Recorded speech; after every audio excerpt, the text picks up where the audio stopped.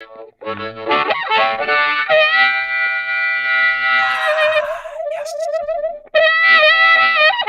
Hi, everybody. Welcome back. Nice to see you. Good to be here on this Monday. It's coming too. It is. I know climate change is a thing. We're going to talk about it coming up in a minute. Climate change is a thing, but like more temperate climate temperatures are coming to Canada. We're here in Toronto. It's like 3 degrees here. It's been beautiful. It's been a great climate change winter, if you will. I know our next guest is not going to like me saying that, but anyway, we'll get into it in just a second because I do believe in climate change. Trust me. But it is going to freeze. You're going to get a little blast of winter here in Canada this week, like minus 40, minus 50 in different parts of this country, back to Canadian temperatures. And Canada is a unique country. It's one of those countries that experiences a whole bunch of seasons. It's got, land on parallel with California, Point Pelee, if you will, right? You go all the way across and boom, you're in California. So Canada is a unique country where it's situated. Canada is unique when it comes to diversity. We're very multicultural. We're experiencing real division in this country. And guys I like to bring in to talk about that division, Canada, the way it works, some hot topic issues, whether it's climate change, are much smarter than me. And today is no exception. Please welcome back to the program the lead columnist from Canada's National Observer, a gentleman who I'm sure has dished out $200 to $300 to see Tucker Carlson coming up on the 24th or 25th. Mr. Max Fawcett, ladies and gentlemen. Max, nice to see you. You want to see Tucker? You get your Tucker tickets? You could not pay me enough money to go see that guy in person with that crowd. No, there is no universe. Why? Why? Get out of your silo, Fawcett. Get out of your silo. Go and experience something else. That's what they'll tell you, right? Fair point. I mean, it would be something, to sort of experience that in person. But I mean, I'd be the youngest guy in the room. That would be fun. But it's like just 30 years. By 30 years, dude. It's just like resentment theater, and it's just not something that stirs my drink very much. It plays well here in Alberta, I guess, and certainly among a certain part of the demographic. But I don't feel the need to be angry about immigrants and climate change, at least not in that way about climate change, that it's sort of being foisted on us by the World Economic Forum or what have you. So, and a bunch of hippies. That's what they say. Wow. It's a bunch of hippies forcing climate change on us. It's a bunch of climate extremists. I mean, that's my entry point, because I also don't like hippies very much. I have a long-standing gripe there, but I don't think it would be enough to get me in the door.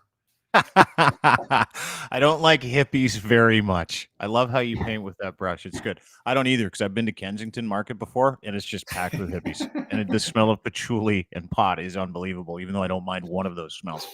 But Tucker Carlson, why is he coming? I know we had David Parker on the show when we did a Versus where he cleaned up, and he kind of leaked to me after. He's like, yeah, we're bringing Tucker Carlson to town.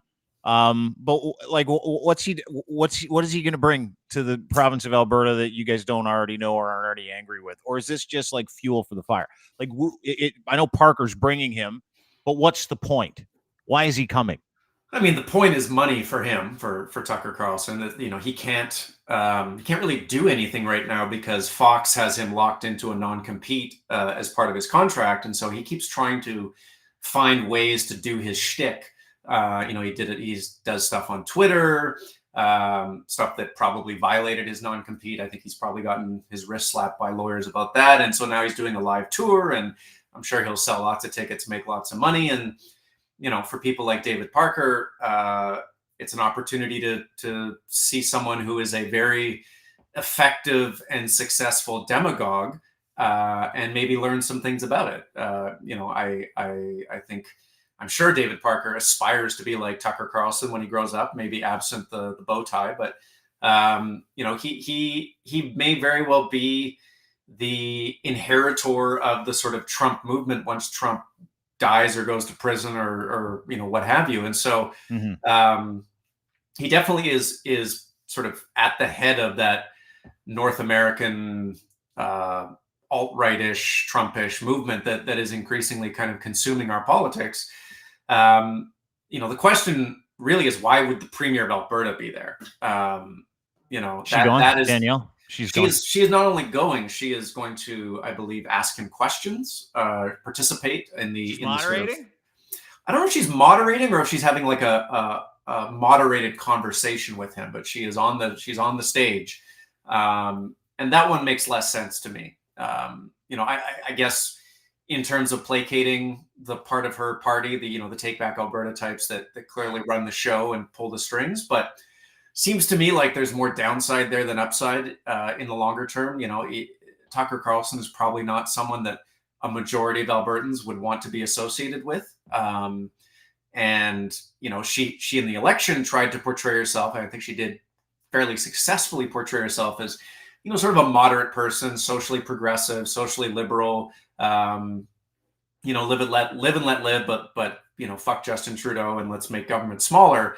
And Tucker Carlson takes her into that place where it's like, he hates immigrants, he hates Muslims, he hates gay people. It's a much darker place than I think she would be advised to go. But, what do I know? Actually, quite a bit. You're the lead columnist for Canada's National Observer and one of the warriors for truth and accountability and information in this country. So you know quite a bit. But I want to kind of go over some of the things here. So Tucker Carlson coming to Calgary. He's actually coming to Toronto too. And tickets, he's playing like one venue in Edmonton. This got to be the Rexall Center, right? It's got to be, the Rogers Center. Is that where he's playing? Yeah, 18,000 people. So that's a big venue. Then he's playing someplace in Calgary, don't know where. 2,100. Lots of tickets still available for the one in Calgary, by the way. And tickets range from like $134 to $930. But the reason why I found that interesting is there's lots of tickets still available. And the reason why I'm like enamored with the idea that he's actually coming to Alberta is that he has been outed as a legitimate quack, like a journalistic quack. He's admitted in the media after several lawsuits where he uses the defense in a lawsuit 5 years ago where he got sued for lying about information, where he's like, we're not news. No one takes us seriously. It's just commentary. Like, he admits it. He admits it readily, right? That's the Ezra Levant legal defense, which is, hey, I didn't expect anyone to take me seriously. I'm not actually a journalist, right? Well, that's the thing. Like, are people going to see this? This is my question. Like, everybody knows this. Do they not know his own words? Are they unfamiliar with the guy who uses the whole, hey, I'm only joking always when I'm delivering the news, and none of this is real, and I'm just gaslighting for money, which he admits that's exactly what he did on Fox. So are they going there to see him in Calgary and Edmonton because they're like, this guy is the truth and the light, and no man shall come to conservatism except through him? Or are they in on the joke too, and they're just going to get filled up with some laughs? Like, is it a comedy show? What, like, do they have realistic expectations of being informed by a guy who legitimately says, I get paid to gaslight, so let's not get it confused? I don't think that there are a lot of people who are in on the joke to the same extent that Tucker is clearly, and it's not a joke to him anymore. I don't think it's a shtick, right? It's a routine that he does. I think part of the appeal for people is he's famous, and he's famous for saying things that they feel like they're not allowed to say and perhaps wish they could say to their colleagues, to their family, to their friends. Part of it is being in a room full of like-minded people who can say and believe things that are, again, sort of transgressive. And part of it is this sort of like reverse virtue signaling, which is to be able to tell people that they did it, right? To kind of shock people and appall them and whatnot. He, credit where it's due, like most sort of famous, successful American performers, he's really good at what he does. He's the best in the world at it. He is a much better version of Ezra Levant. He is a much better version of David Parker. And so he has some tricks up his sleeve that a lot of people probably are interested in seeing. In the same way that, I don't know, I'm trying to think of a left-wing equivalent, Robert F. Kennedy Jr., there aren't many people on the left in Canada that can do what he does. And I'm sure he would have a sizable audience if he decided to do a speaking tour up here as well. So it's sort of equal parts entertainment, reverse virtue signaling, and just being part of an experience that is kind of not allowed, or is people believe is not allowed. Yeah. Well, and you know what? It's funny because I think I'm all for it. Like, I think it's hilarious. I remember when Parker told us about it. It was shortly after our verses where you cleaned him up. And I thought to myself, that's funny.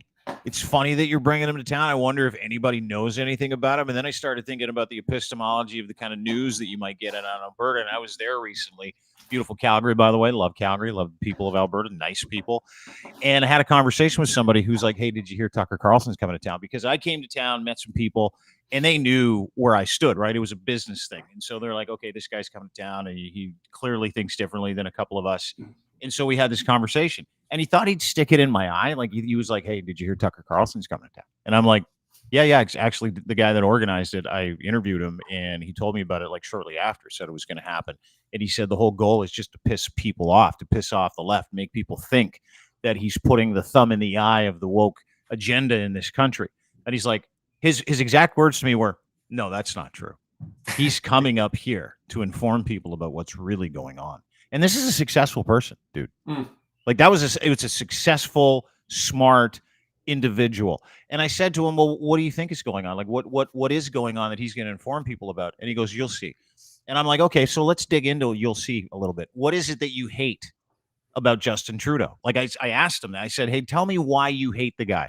And he goes, "He's ruining the country." And I go, "Okay, that's very vague. Can you get more specific? Can you give me examples of the ruinous relationship this Trudeau guy has with the country?"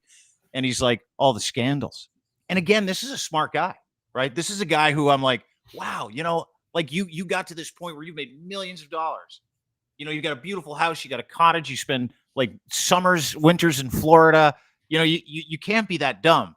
And I had to ask myself, and you live in Calgary, you write for one of the leading digital publications in the country in Calgary, which is difficult. You talk about climate change and stuff like that. My question is, and I was left asking myself this question. I didn't want to ask this person because I have no idea how they consume news. Do you get a completely different news cycle out there than we do? Like, do you get like is there a like a news dome over Western Canada where anything factual is pushed out and everything right leaning is pushed in? Like, is there a concerted effort to not inform people in that area of the world? I'm not sure that it's so much like a concerted effort by any one group as it is just the nature of the media diet that people have out here. So in back east in Toronto, you have, or at least you have for now, a multitude of papers. You have the Star that has traditionally been a pretty left leaning, although that's changing. You have the Globe. You have, the radio stations are all pretty darn moderate, with some exceptions. Like there's just a much richer diet there and a much wider variety of sources.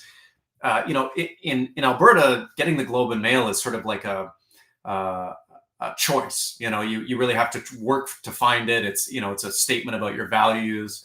It's probably virtue signaling. The major papers out here are sort of desiccated husks of the post media empire that just give you, this very right wing commentary from, whether it's, oh God, what Lauren Gunter up in Edmonton, Rick Bell, Rick Don Braid down here in Calgary. Like it's very kind of one dimensional. And then, there are these online outlets out here that I think punch well above, maybe not their weight, but because they're from here, they have a bigger audience. So that's the Western Standard. The Rebel still has a big following out here. And so it is just a bit of a different media environment. The CBC, I think, has a decent following out here, but it's seen in much more polarizing terms than it might be in Vancouver or Toronto or Montreal. So there are people out there who, especially in the business community, especially in oil and gas, who they function at what appears to be a high level, and their understanding of the world they live in is a caricature in a lot of respects. And certainly when it comes to politics and world affairs, it doesn't seem to cost them though. Like if you're a guy who has, like you said, who has vacation property, who's a millionaire, whatever, why would he ever doubt the things that he's consuming or the things that he believes? It hasn't cost him anything. There's been no price to pay for that. So, that's sort of the challenge that progressive politicians face out here is the water is a little bit tainted. And you kind of have to work with that, rather than try to fix it. Fixing the information ecosystem is a much bigger project than any one politician can embark upon. Yeah, and you've got some people that have legacy reputations out there that are part of that message too. I want to bring up W. Brett Wilson, an old friend of mine, Yep. who I met when he was on Dragon's Den. It's got to be 15 years ago. Interviewed him several times. Have enjoyed many, many fruitful conversations with him prior to the pandemic. Good dude, nice guy. Seemed to be able to have that unbiased approach to politics prior to the pandemic and prior to the Trudeau tenure and prior to this liberal government. Back into Tucker Carlson, and I'll just go through some of the tweets that our friend Brett put out. He says, if so, a few thousand object to Tucker. Nobody objected to Barack Obama, who destroyed the economic gift that Keystone XL offered Canada. It's a pipeline. And he signed the petition, if you wish. FUI, the event in Calgary is sold out. Edmonton pretty much onward. And we know where his interests lie, obviously, with oil and gas, orphan wells. He does everything. All of his messaging comes from his self-interest. But then, and I get that. I get that with politics. I get that with influence. I get it with narrative. I understand it. But then we have stuff like this, and you'll like this, where he puts out a climate change meme. The woke cannot explain. And keep in mind, this is a billionaire. Climate change. This is the meme. This is what it says. Until you can explain to me how a storm has raged on Jupiter with 900-mile-per-hour winds for centuries, until you can explain to me the dust storms on Mars, until you can explain to me how Venus became a greenhouse planet, all with no human influence, and until you can explain to me how more than thousands of years of ice age ago, a mile thick was once over what we now call Detroit, and until you can explain to me how that same mile thick ice decided to melt all long before industry arrived on the planet, take your climate change mantra and stuff it. Now, I'm no climate change expert / journalist like yourself. That is about as fucking unhinged as it gets. And then I consider the fact that guy has more money than Carter has pills. And I'm like, how? Was that like, is this a progression that you've seen over the past 3 years? Or is this DEFCON trying to protect his wealth? Like, what is he doing? Is he unwell? Yeah, I don't want to say it's tragic because it's hard for it to be tragic when It's pretty fucking tragic, Max. someone Like, has. I knew that guy, Well, right? so did I. I mean, I interviewed Brett a bunch of times over the course of my career, reporting for business magazines, being the editor of Alberta Oil Magazine out here, and he was always like a super generous, warm, funny, thoughtful, kind guy who, like he was a bit eccentric. He was a rich guy, but he helped people.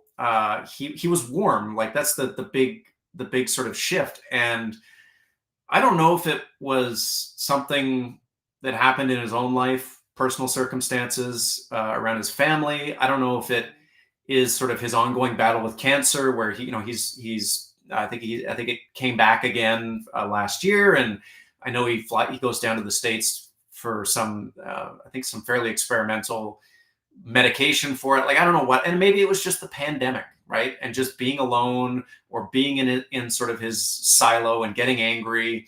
But there's just sort of that rage cycle. I think you see with a lot of older guys, older lonely guys who don't have a circle of friends where they can kind of pull you out of your spiral and be like, "Hey, man, you're being a prick. Stop it." Right?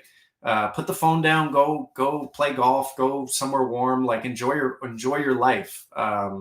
He seems to be trying to find meaning on Twitter, right? On posting these memes. And by the way, with the meme you posted about, if you can't explain all these things, scientists can explain all those things very easily. He should go ask a scientist. They'd be like, well, here's why this, and this is the way it is. And climate change is real, but he's not looking for truth. He's looking for validation. And to me, that tells me that he's not finding it in his own life. For whatever reason, he used to find it through business. Maybe he's less involved with that these days. I don't know. But, I think there's a lot of people who the combination of social media and the pandemic have transformed from better versions of themselves to much worse versions of themselves. And ultimately, I think it's really hard to pull people out of those tailspins once they're in them. See, and part of me, I agree with you. I agree that it's a kind of a combination of things, right? Like I said, I understand protecting your wealth, right? If your business is oil and gas, you have orphan wells you've been asked to clean up, you won't do it because it comes at a cost. You still are in this game of trading a commodity, which is really the economy in that beautiful province of Alberta. I understand all that. I understand Keystone XL. I understand the need for responsible extraction. I get the need to move away from fossil fuels, all those things, right? It to me, it seems like there's this ring of influence around that area of the world, Saskatchewan, Alberta, right? And that ring of influence and the way people are behaving to protect whatever influence they thought they had. And I think you're right. I think it's older dudes. And I think guys like Rex Murphy, I know we talked about it before we went on. Those guys are leading the charge because they're just as miserable as everybody else, right? They're just as miserable that the world has changed. They're miserable that they can't have what they want. They're miserable that they have to go back and double back and go, okay, now I have to be a good citizen. I have to be worried about the climate. But dude, you didn't have snow on the ground in Alberta for Christmas. Like I was out there recently. It was like +3, +4. I mean, you're going to get it down to -40 this week, which, good for you. But like, do they just, in your estimation, is it protectionism for personal interest? Is it the fact that they can't comprehend, guys like Brett Wilson, guys like Rex Murphy can't comprehend any progressive values? Or is it just too, because I look at it like this, but like when someone asks me to look into my cognitive racial bias when the George Floyd thing happened, because I'm like, I don't understand any of this. And they're like, you need to understand cognitive bias. I'm like, do I have to? Do I have to do that work? They're like, yes, you do. If you want to be a good human being, you absolutely do. And I'm like, okay. So I do the work and I realize where my biases are. Is it just not wanting to look at who they are? That's the question I have, because I think that's really difficult for a lot of really old dumb dudes. Yeah, I think it's a stew of things. So let me try to kind of disentangle the ingredients that go into it. Part of it is the thing that they do, the thing that they made money on, is changing in a very fundamental way. More fundamental. It would be like in Toronto if all of a sudden all real estate deals had to be done with crypto, right? Like it's just a total sea change in the world that they have come up in, made friends in, and made their money in. And a lot of them, it's easy to change when you're in your 20s, your 30s, your 40s, even when you're in your 60s, you don't want to change, right? Like it's just too much work. And so rather than try to understand the world that is sort of unfolding before their eyes, they just reject it. They say, no, it's not real, doesn't exist, not happening. You're all idiots. We know best, right? That's part of it. Part of it is there's a lot of similarity in the backgrounds and social circles of people here in a way it's like a company town to a certain extent. And I never experienced that when I was living in Toronto or Ottawa or Vancouver. Because you would always meet people there, and someone would be an engineer, someone would be in media, someone would be in construction. Like there's just people came from different worlds. Especially in Calgary, the powerful people, the people who are sort of in the leadership positions, all tend to have gone to the same schools, often the same programs, worked in the same industry, run in the same social circles, and so they don't meet people who can challenge them and kind of bring new ideas into their face and say, hey, you're thinking about it this way, but it's really that way, right? And so they just have a real kind of blind spot on a lot of this stuff. And I think when you get to a certain point in your life and people tell you that you have a blind spot, your instinct is to tell them that they're wrong or tell them to go fuck themselves. And there's a lot of that out there right now as well. And part of it is just, a lot of the people here are older. And I think older people, especially older men, struggle with loneliness. They struggle with anger issues. And I think with Twitter, you have this perfect sort of vessel for all of that anger to be expressed, right? You can take all of your negative emotions and just spew them onto this social media platform. And, in Brett Wilson's case, and, the right-wing pundits, you get rewarded for it. You get followers for it. You get likes, you get shares, you get admiration for your bile. And it just sort of creates a feedback loop where, okay, I guess I'll just put some more bile out on here. And, it's amazing how that reward for 13-year-olds is a reward for 75-year-olds now too. Well, right? I mean, some of these folks who are 75 are operating at the, the mental level of a 16-year-old. But, I think one of the things I've learned as I get older is that, people who get older are still the same people on a lot of levels, right? and they respond to the same incentives. We were talking about this off air, but like, a lot of the alt-right stuff right now, a lot of the sort of the angry white men of the internet are just people who didn't get to go to good parties in high school, and they're still pissed off about it. Right? Dude. And it's funny because like you and I, again, we talked about it off the air, but I have this conversation with people all the time where they're like, what happened? And I'm like, do you understand Bitcoin? And they're like, no. And I'm like, well, let me take you through it. There's a group of guys, specifically men, right? Who were ignored in high school. They were the guys who were all involved in chess club. They were the guys who like never went to pep rallies. They were the guys that wore trench coats. They were the guys that had slick back hair. And they were the guys that got mocked every time they went to and from class, right? Because they took themselves so seriously and they dressed up like they were, I don't know, fucking college professors when they were 15 and 16 years old. And they fancied themselves to be really important, even though they had a real serious like problem with girls and they had a problem with social structure. And I'm not going to speak to the kind of homes they were from, but it's like they all found each other about 30 years ago and decided like, hey, listen, let's invent a way that we can get back at all the jocks. Let's invent a way that we can get back at all the people that we hated in school that ignored us. And when they found each other in chat rooms, they found each other on 4chan. And now Twitter has basically turned into glorified 4chan, right? So they're finding each other on these social apps and these subgroups, and they're saying, yeah, you've got, and dude, I'm convinced that's why Peter Thiel and Elon Musk invented Bitcoin or invented PayPal. I'm convinced that's why Bitcoin was invented, because they said, you know what?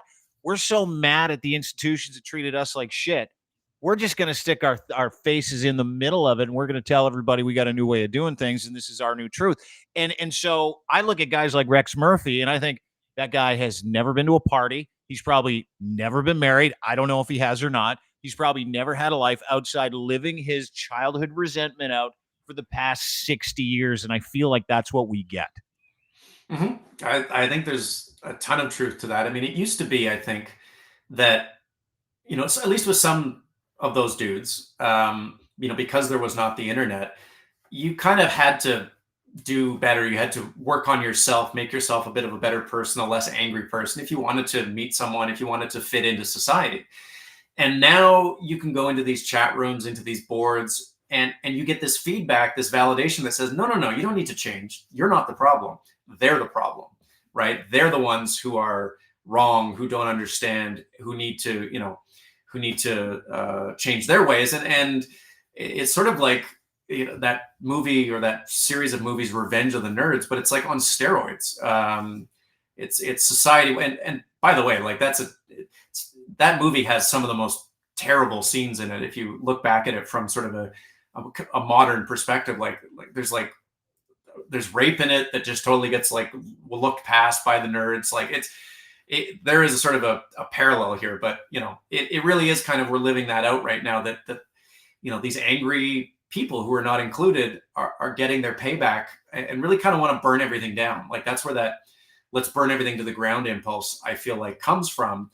So not that we can fix the current crop of angry men, but maybe going forward we can teach our kids to just be nicer in school. I don't know, like maybe kids aren't wired to be nice in school, but it feels like. Are you blaming us? Are you blaming us for them right now, Max? Is that what you're doing? Well, Are you blaming the cool kids for the loser kids? Is that what you're doing? In fairness, I was not a cool kid. I was sort of one of those middle tweener kids who, was neither cool nor uncool. But I feel like there's a lot of things go back to high school. Yeah. I'm sure Freud would have many, many things to say about the way we form our identities and the way it kind of echoes forward. But I don't know, maybe if kids could just be a little nicer to each other in school, that would make things better 50 years down the road. Yeah. Avoid more Jordan Petersons. Listen, you can blame me all you want for Jordan Peterson. You can blame me all you want for guys like Rex Murphy. It wasn't me. But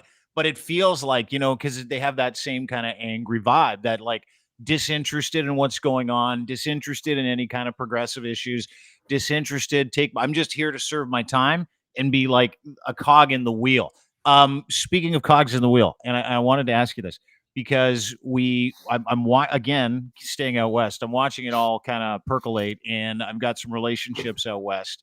And I had a conversation with someone from Alberta this week, and they're like, at least we're not Saskatchewan. is there like a is there like does Saskatchewan support Alberta? Alberta support Saskatchewan? Is there like a race to the bottom when it comes to like being the least progressive province out there? Explain that to me. Explain the relationship with both of those provinces, because you've got a couple of conservative premiers.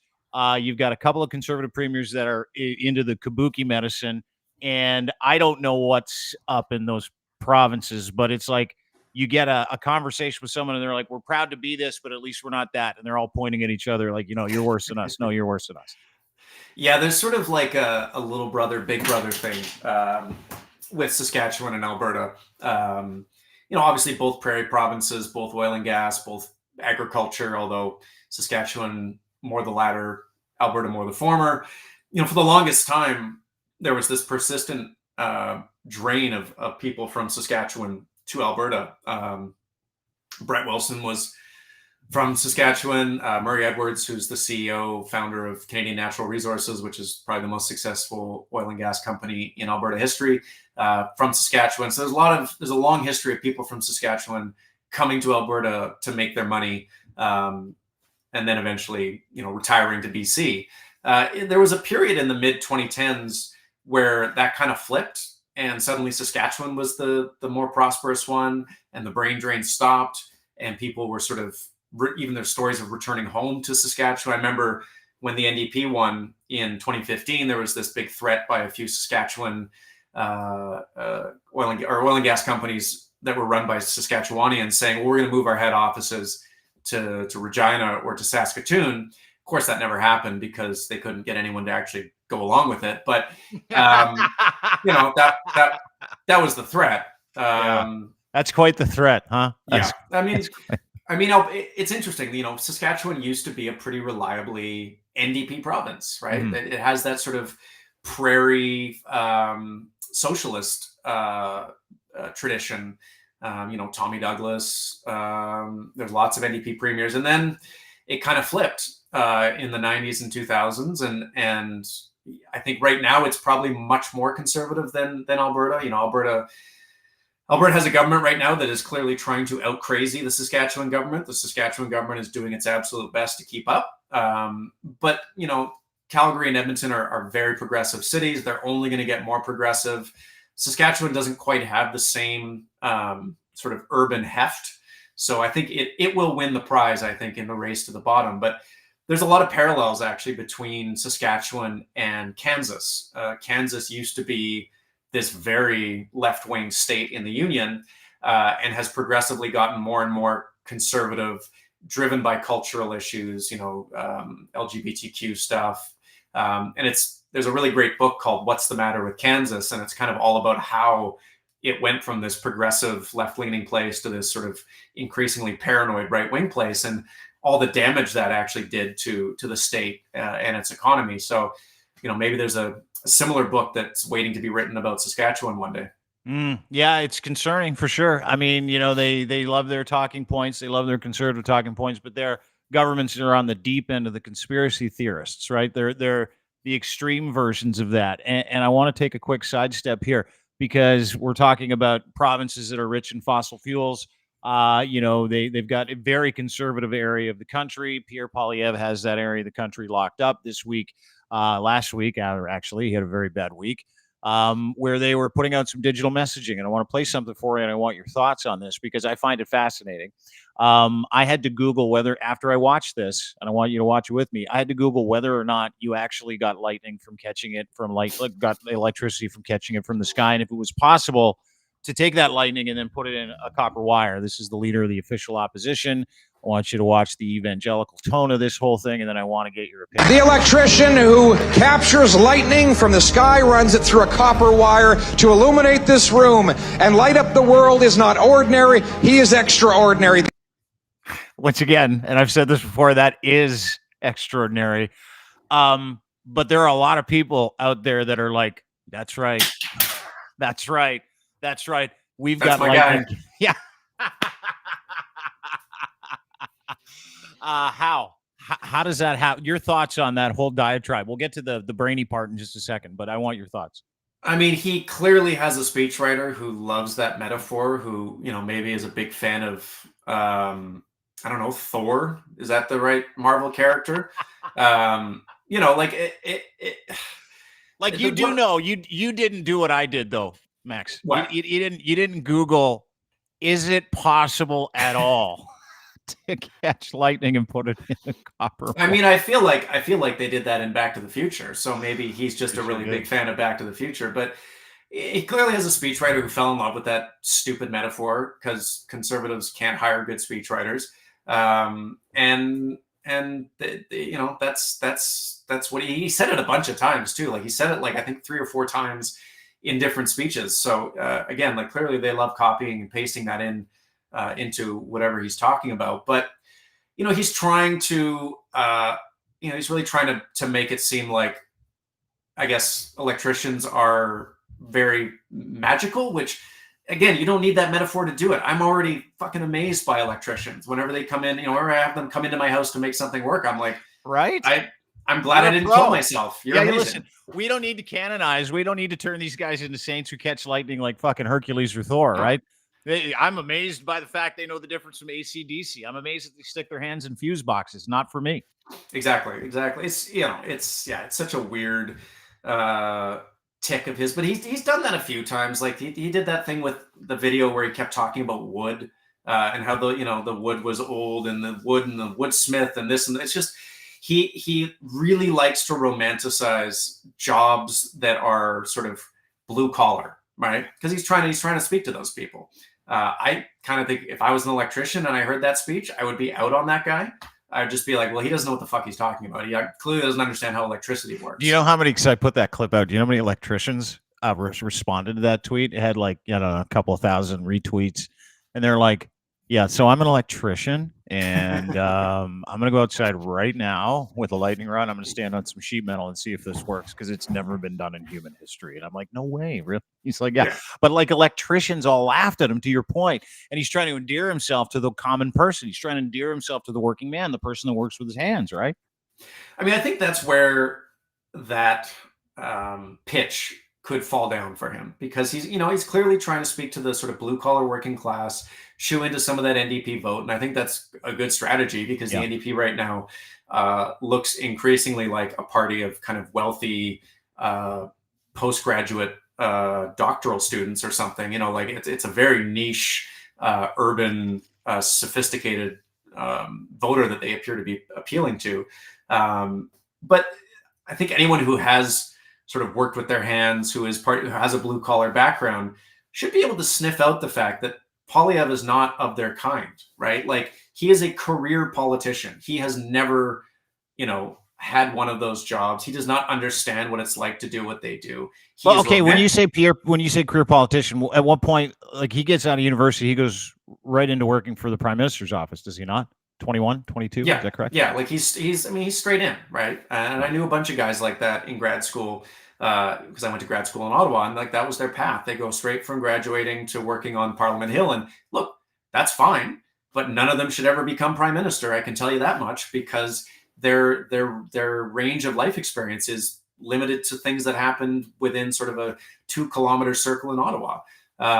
So, I think if he overplays that pitch, it has the possibility to backfire, with the caveat that there's no one out there, with the exception maybe of Charlie Angus, who can expose him, right? Trudeau can't expose him, because Trudeau's hands are just as soft as Poilievre's are. And same thing with Jagmeet Singh. Like, I doubt he's ever done a day of hard labor in his life. So there's really not anyone who can call him on this bullshit, which may be why he keeps trying to trot it out, because he knows there's no one who can kind of referee this correctly. Well, dude, and to your point, he even went deeper after the "Hey, I really love lightning catchers" comment, where he basically advocated for the purge, where he was like, you know what? Those brainy people, those experts tell us what to do, those doctors. Let me play you the clip. Because if this doesn't speak to someone who refuses education, to your point, if this doesn't speak to someone who loves ignorance, who he's after, I don't know what does. Speaking of experts, we're often told that there are these brainy people who have a higher standard of virtue than the unwashed masses, that they have to decide for all of you and all of us because they just know better. All of us, well, we should just do what we're told. They should decide what we think and say and what happens with our money. You see, Justin Trudeau really has only two core principles. And that is, these are those principles. One, that the state should control everybody. And two, that he should control the state. Right? But who are these angels? Who are these angels from above that he has hired to run our lives? Right? They are basically people who want to control the decisions that should rest in the hand of everyday people. But how can we be sure that the people are wise and virtuous enough to decide for themselves? Aren't they just ordinary people? Ladies and gentlemen, I have held about 120 rallies in the last year and a half since I launched my leadership campaign, and I have a policy that at each and every one I stay until every person who wants to meet me has shaken my hand. Weird flex at the end. But let me just kind of summarize that for you, Max. As an academic, and I am not one, you are, and as someone who puts his faith in experts, doctors, engineers who build bridges, people that set rules, laws, people who are masters at PhDs in legal policy, foreign policy, like really smart people that have the education and the wherewithal to be able to do it, right? Guys, how about a heart surgeon? How about an electrician, right? What he's advocating for there, in my mind, I could be wrong, is a society where these experts that we ask to keep us healthy, keep the lights on, we don't listen to them anymore. We need to just listen to ordinary people. Am I wrong? Is that like one of the greatest gaslighting clips in the history of Canadian politics? Yes or no? It's definitely top 5 for me. I mean, look, you said it was like the purge. To me, it feels a little more like idiocracy. Where you have a society that, is kind of founded on its contempt for people who know things, not realizing that the people who know things were the ones who actually built society. I will, and maybe this is because I'm educated, because I grew up around people who were not contemptuous of expertise, but like, I'm very grateful that I don't have to learn about medicine, that I can trust other people to do it for me. I'm very grateful that I don't have to learn how to engineer a bridge or how to fly an airplane, that there are people out there who dedicate their lives to knowing those things so that I don't have to know them as well. And so that I can pursue my, the things that make me happy. And it's just such a dangerous road to go down. It's sort of revenge of the C- students. And I'm sure if you're a C- student, you probably are tired of being told what to do, but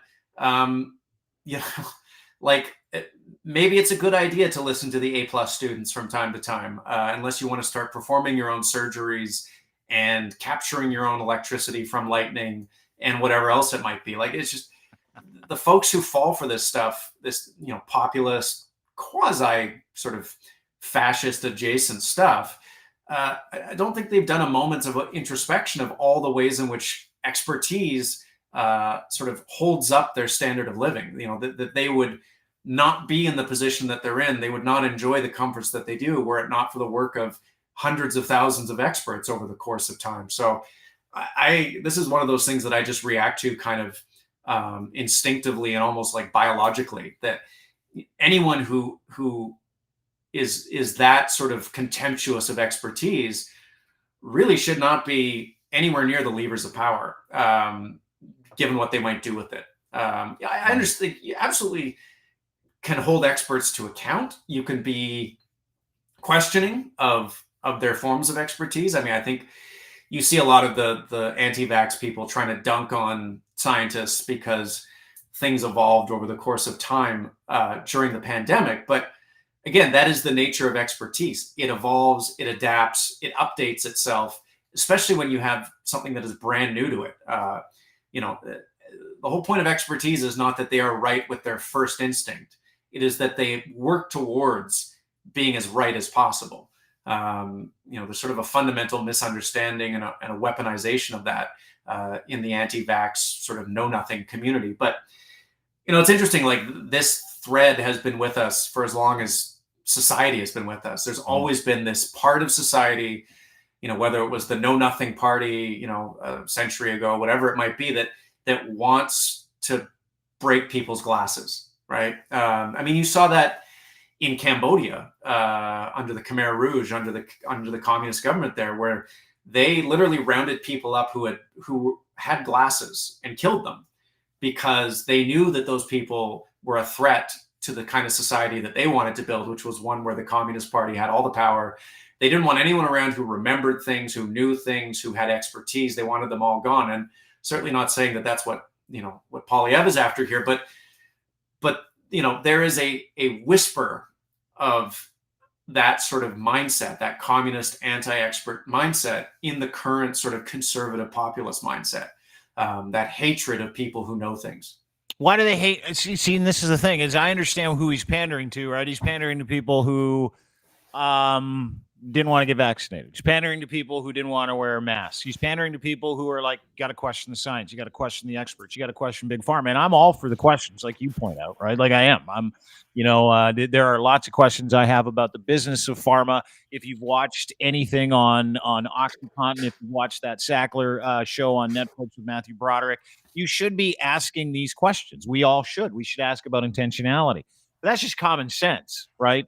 That you go to the doctor because you're not a doctor. You go to a lawyer because you don't know the law. You go to an engineer because you don't know how to structurally underpin a house, and so you pay people for their services.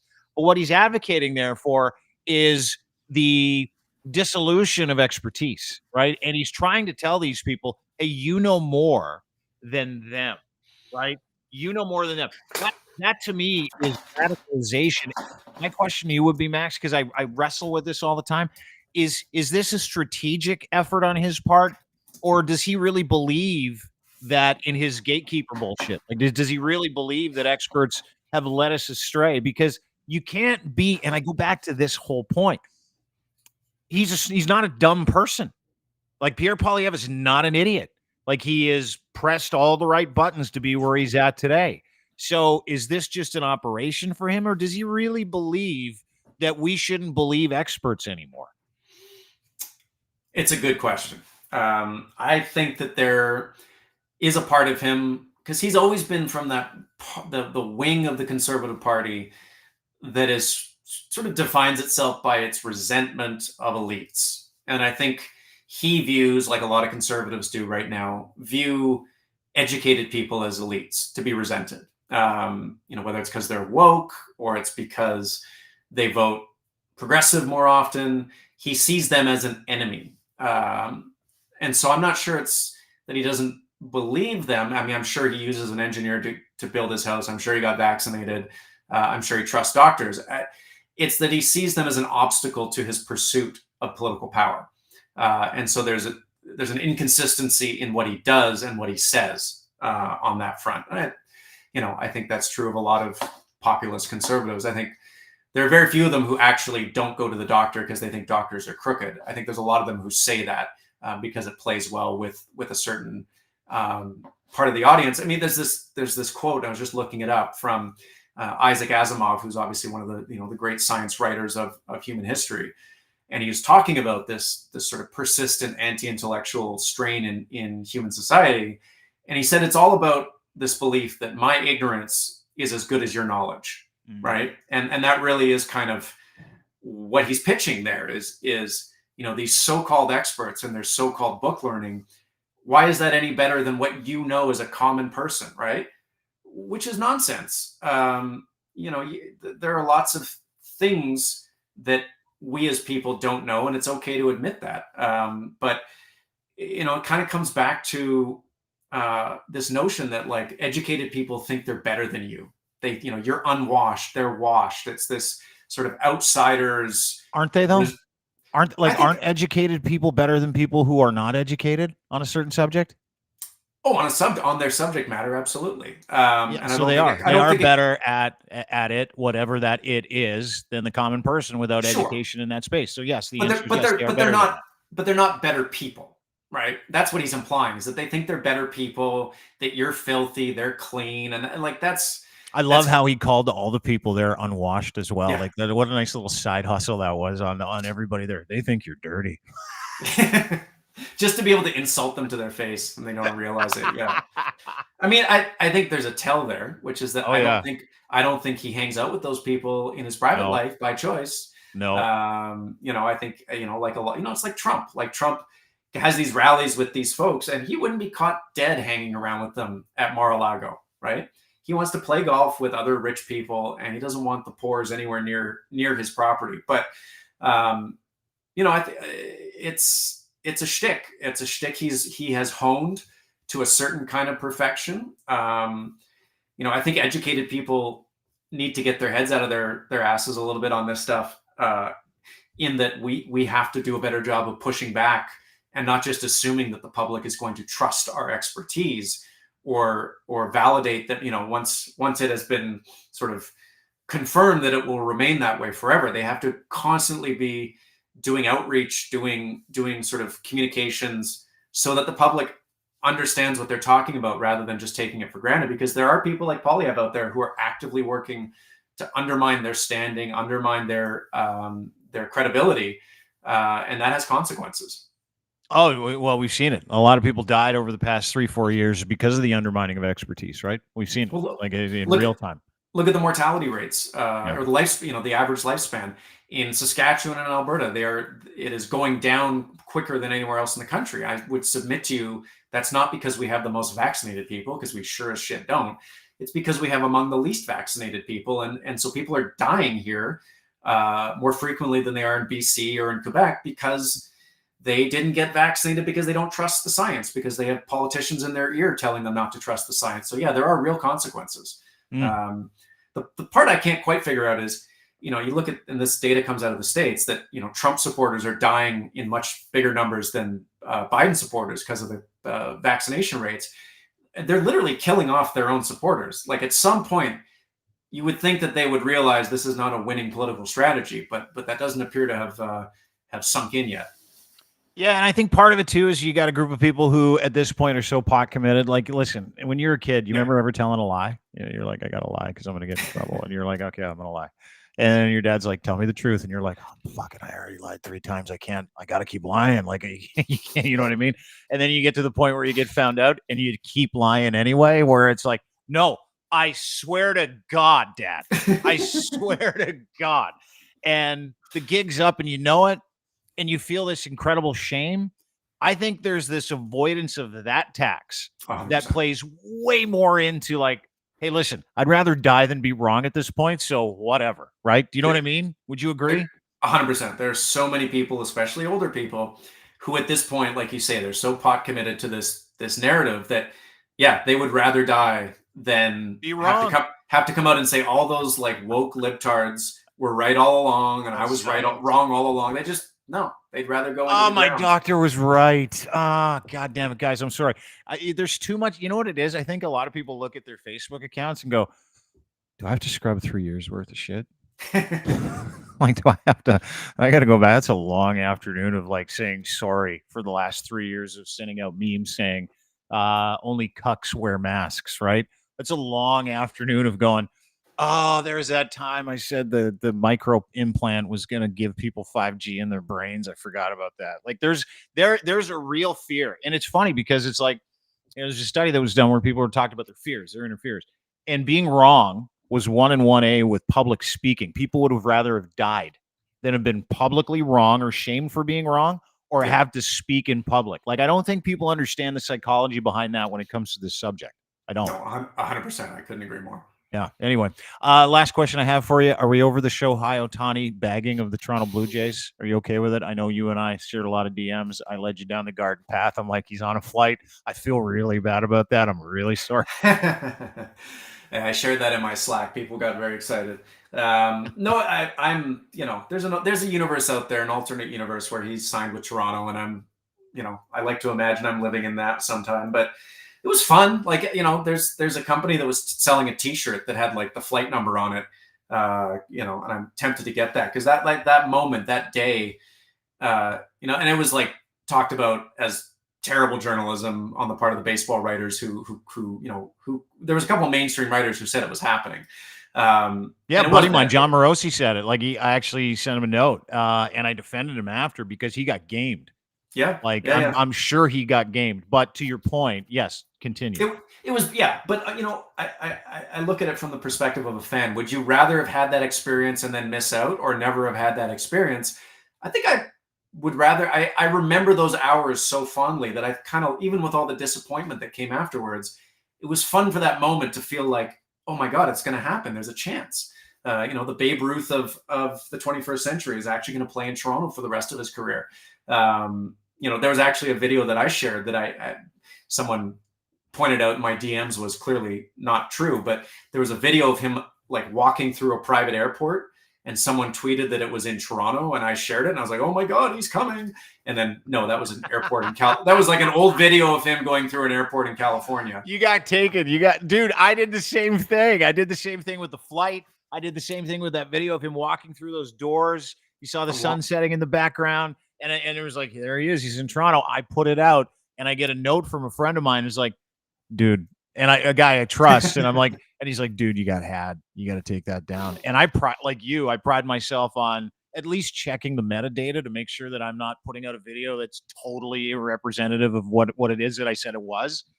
But I was so excited that day, Max. You and I are texting back and forth. I'm like, it's coming, it's happening, it's coming. I got that, he's coming. And then you're like, wait, because you're a responsible journalist. I am not. I am 100% irresponsible. So I was ginning it up on Facebook. I was ginning it up on Twitter. I'm like, it's happening. He's coming for sure. It's happening. And when it didn't happen, I did what everybody during the great vaccine debate should be doing right now. I went back and I scrubbed the shit out of my account. I was like, I got to get rid of all this stuff. I look like such an idiot. But to your point, I feel the exact opposite that you do. I hated that we were in the mix. I hated that we were used as bait. It was Kawhi all over again, where we're like, oh, it's the airplane. There it is. And we're getting all excited. And you know what that spoke to me? You know what that spoke to? How absolutely snowflakey we are for anything good in this city, because we've never had anything good. And we like to tell people that story too. We can't have anything nice. And it was just this and I remember talking to a friend of mine. He's like, dude, even if he's on a plane, I can guarantee you he's not going to sign in Toronto, because Toronto, LA, Major League Baseball does not want him in Toronto. He does not want to be in Toronto. But what I loved about it is how Toronto was used as bait for him to actually sign for another $150 million, just to squeeze an extra $150 out of the Dodgers. And I'm like, there we are. We do that for everybody. We did it for Kawhi. We did it for Ohtani. But I was very unhappy we were in the mix. Hearing that we were in the mix and having that taken away from us, I feel the exact opposite. Was it fun watching guys like Bob Nightingale and John Morosi fight on Twitter? Yeah, totally. I loved it. I thought it was great. Showed a lot of fallibility, right? It's like when you watch a golfer on television shank one into the woods. You're like, oh, okay, these guys are human. I kind of like that part of it, but it decimated me. And I put out a tweet prior to actually the signing that never happened, where I'm like, we're in on Ohtani, which means we're going to get Baumgartner and some corner utility infielder. What did we get? We got this corner utility infielder, and we haven't signed a pitcher yet. So I have no faith in the Blue Jays, and I'm sorry that I put you through that, is my point. To me, those are the only few hours that he was a Blue Jay, and so I will hold on to them. He was a Blue Jay for 4 hours in my heart, and that's as good as it's ever going to get. I mean, you're right that Toronto is starting to have this thing where it's kind of Charlie Brown with the football, where they get the whiff of the sort of the guy coming to town, and then it never happens. But I'm less cynical. I think that he was considering it. Maybe not seriously, or not as seriously as it looked, but I think he was trying it on for size, to be a national hero in two countries rather than one. The money would have been the same. I'm sure he thought about it, but in the end, it's pretty hard to turn down $700 million, living in LA, and being the face of the most storied franchise in baseball history, with the possible exception of the Yankees. So I get it. I don't fault the guy. I still want to watch him play baseball, but it was fun. Did you see Teoscar sign there yesterday for $23.5 million too? Yeah, and they backloaded 8 million of that deal as well. So yeah, fun times. They're just gonna build a super team there and probably lose in the first round of the playoffs like they always do. Dude, it's very Leafs, right? Like they just got creative with William Nylander, 69 of his 92 million that he just signed for yesterday as a signing bonus. So I mean, I love how they do it. Oh, to have that kind of money. Max Fawcett, always a pleasure. Awesome to see you today. Thank you so much for spending an hour with us on the program. Lead columnist for Canada's National Observer. Listen, if you're interested in accountable information when it comes to this climate, when it comes to this country, when it comes to really things that matter that don't get covered in some traditional aspects of the media landscape in this country, I would highly encourage everybody listening to get a subscription to Canada's National Observer. Max Fawcett, lead columnist there, does just amazing work. He's got values that I think every single Canadian, they come out in your intellectual freedom as well. But you've got values, you and the group over there, Linda, you guys do an amazing job. Real bright light in the landscape of news in this country that's just filled with disinformation, and I don't want to get to right now. We'll get to that another time. Yeah, but thank you, dude. I appreciate it. Thank you. Always a pleasure. I come here for those pep talks, so that fills my cup for the rest of this week. Get back out there and get yelled at by people on Twitter. Yeah, go mix it up with the guys from the Canadian Taxpayer Federation and David Parker, and we'll meet in a week and a half, and we'll decamp on the whole thing. Exactly. Hey, buddy. We'll talk to you soon. Thanks, Max. Yeah. Take care. Max Fawcett, lead columnist, Canada's National Observer. At Max Fawcett on Twitter is where you can find him. Good dude. Smart guy. Community-minded guy. Make sure you subscribe to the National Observer, Canada's National Observer, anywhere you can do so, anywhere online. Super inexpensive. Great journalism. Journalism you can trust. Very hard to do that in this landscape. Something we talk about all the time. And just a quick update. Yes, we are building a tool for people to be able to understand disinformation, to be able to make your way through this landscape of news and misinformation, people that want to keep you kettled, people who don't want to tell you the truth, where you can ascertain the information yourself. You can figure it out. You can draw conclusions. You can make a summary from the events that happen around you as opposed to be told what's going on. And that works on both sides. I don't like both sidesing the issue. I know we talked a lot about the crazy right today, but listen, misinformation is everywhere. So we've got a GoFundMe. You can find it on the homepage of Crier Media. You can also go to my Twitter handle at Dean Blundell and check it out as we build this tool, as we defend ourselves against a lawsuit that was launched by Canada Proud, widely regarded as one of the biggest purveyors of misinformation in this country, an exclusive agent of the Conservative Party. You can do that. We'd appreciate it. It's on our GoFundMe as well. Go to my Twitter feed and you can find it at Dean Blundell.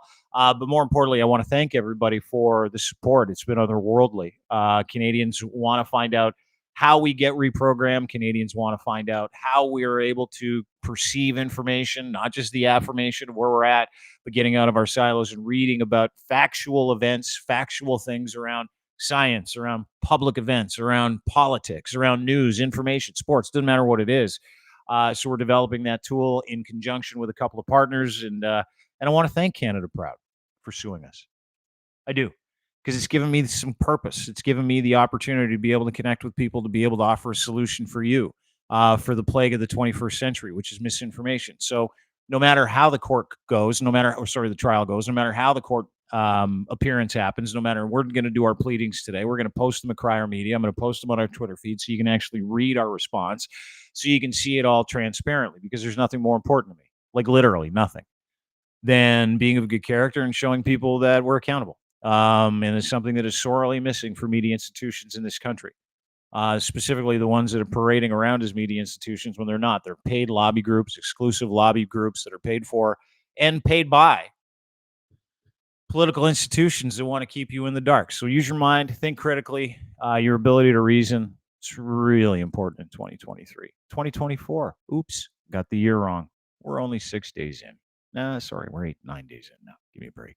Have a great day, everybody. Appreciate you being here. And thanks to our friends and partners at CanTorque for making this possible. Makers of hard-working, rugged torque wrenches, leading industrial tool experts here in Canada, making industrial torque wrenches and tools for heavy industry around the world, from tool rentals, calibration services, repairs, to custom fabrication and distribution opportunities. You want a job? You need a torque wrench, you need a bolting solution that is not offered, and you need that made for you. These guys are the best, and they do everything in Canada, proudly Canadian, out of Edmonton, Alberta, and they do it all. Cantork offers a complete range of services, products, making your one-stop destination for all your bolting needs, saving you time, effort, and hassle. They've got a really cool new website, Cantork.com. You can check out specs on certain models. You can have a look at what they do. You can see what they create, and you can work with them with a solution for some kind of torque wrench or bolting solution you're looking for in heavy machinery.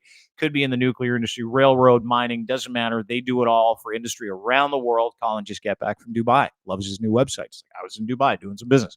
That's what he does. And he's proudly Canadian. He's got a wonderful Canadian logo. He's got the maple leaf on every single one of his products because he is very proud to manufacture here in Canada, which not a lot of people do. So make sure you go to cantork.com for more information. As always, brought to you by Muse on the Mic, a podcast about the world's oldest industry by two women, entrepreneurs, advocates for the sex industry. MuseMassageSpa.com, Muse on the Mic, anywhere you get your fine podcasts. And they're located at 1290 Finch Avenue West, Unit 13, Toronto, Ontario. Make sure you go to Muse Massage Spa for more details and download their new podcast. They take you to the behind the scenes of that industry, which is fascinating and wild. And they're advocates and they're responsible, safe industry advocates, and they're advocates for women who want to work. So go to MuseMassageSpa.com, check them out today. And you can also download their podcast anywhere you get their podcasts. Google, Apple, Spotify, etc. Muse on the Mic. They've got a Patreon account. That's where things get really juicy. So check that out as well. And brought to you by Gitch, Canada's #1 luxury branded underwear, boxer briefs made with a pouch in the front, super breathable. You can run, sprint, walk through your day, super soft, barely there comfort, keeping you cool with moisture wicking technology. You will never want to take these things off, and I want to give you a free pair when you order 3 or more. Gitch3, Gitch in the number 3. That is your promo code. Go to edsfineimports.com. Check them out today. Use that promo code. He'll give you a free pair of underwear and 15% off when you give him your email address. He will not spam you. So there you go. Lots of savings. Great underwear. Gitch. Brought to you by Gitch, engineered for any level of performance as well as everyday life. Gitch3, your promo code, edsfineimports.com. Have a great day, everybody. Appreciate you being here. Be nice to each other. See you tomorrow. Bye.